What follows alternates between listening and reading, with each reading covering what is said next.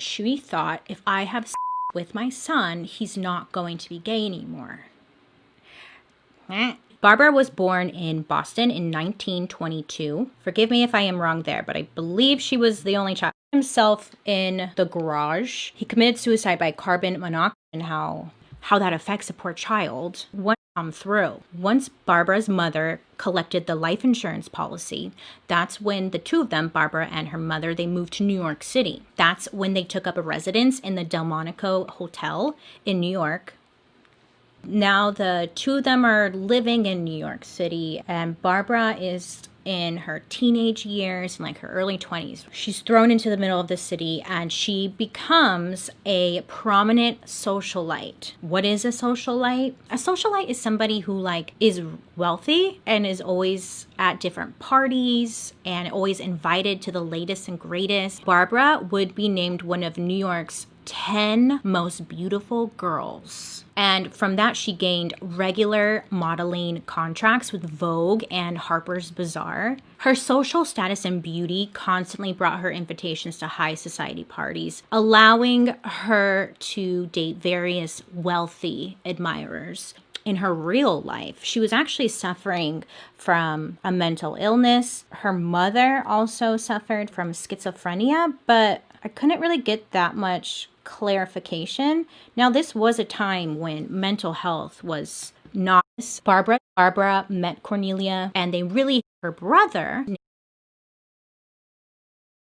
she was just rude. She was in a relationship with Tony for short. And then in 1960, the family decided, let's just go live in Paris. Poor Tony, this little kid, he's just growing up, super wealthy, but he really doesn't have parents around to take care of him. Pretty much ignored him. So then in 1967, Tony is now 20 years old. He decides to go live in Italy. And at this time, Tony ends up meeting a guy named Jake Cooper. And Jake Cooper was a bisexual Australian man. So Tony and Jake are getting pretty close. They're pretty much living together. You know, a little bit of time goes on. They're experimenting with drugs and stuff. And then Tony's like, I think I'm attracted to dudes and I'm gonna be with this guy. Word got back to Barbara that her son was in a relationship with a man. And Barbara's like, oh, hell no, he is not. So Barbara was like, I'm gonna drive down there and I'm gonna go get him, bring him back, and we're gonna fix this. Barbara hit up one of her friends. Her friend had a young Spanish daughter, and her name was Sylvie. And pretty much Barbara was like, this is the girl you're gonna date. You're not dating a guy anymore. This is who you're dating. She's moving in. So the relationship was moving quite quickly. Sylvie, Barbara, Brooks, Tony, they were all living together. Barbara's plan actually backfired, and she found out that her husband Brooks was sleeping and had a relationship with Sylvie. Yeah.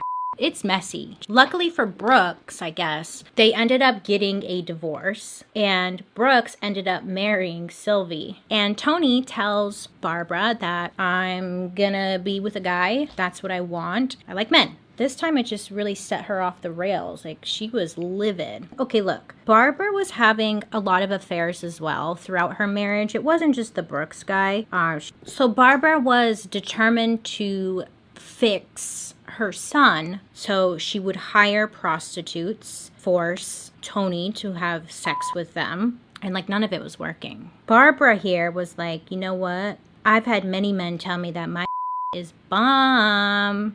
Maybe if I sleep with Tony, he'll be straight, eh? Barbara was alleged to have manipulated her son into having sex with her, which is absolutely disturbing. And it said that during his young adulthood, Tony displayed signs of schizophrenia with paranoid tendencies, and his erratic behavior caused concern. And then eventually he was diagnosed with schizophrenia. However, his father refused to allow him to be treated by a psychiatrist. He believed that it was immoral, it was against everything they believe in, and there's no way he's going to get help. He's not schizophrenic, he just needs a nap.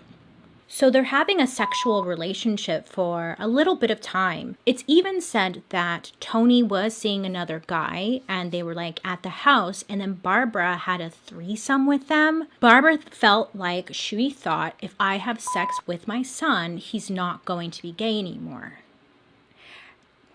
Tony ended up murdering Barb. Tony goes down into the kitchen and he grabs a kitchen knife. He went behind Barb, his mother, and he ended up stabbing her just a couple of times, because his first stab almost killed her instantly. I think it was only like 2 times, but he stabs her and Barbara ends up dying. She was 50 years old at that time. Tony at this time was 25. Police do end up coming to the scene and they end up finding Barbara. She's dead on the ground, and they also find Tony. He's still at the house. Police arrest him, they take him in, and he confesses to the murder. He's like, yeah, I did that.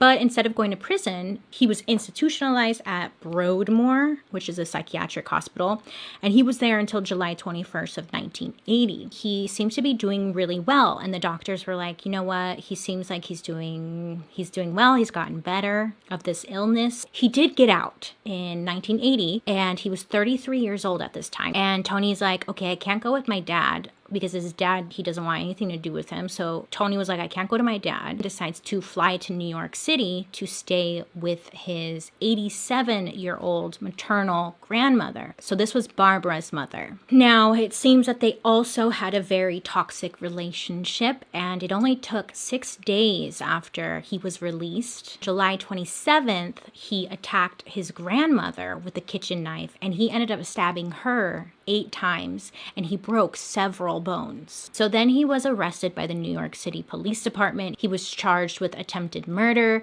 and sent to prison. After 8 months of being in prison, he actually was expecting to be released on bail at a court hearing March 20th, 1981. However, it didn't work out because there was a delay in the transfer of his medical records from the UK. So this made Tony extremely depressed. He went back to his cell, and then he ended up putting a plastic bag over his head and he killed himself. So that is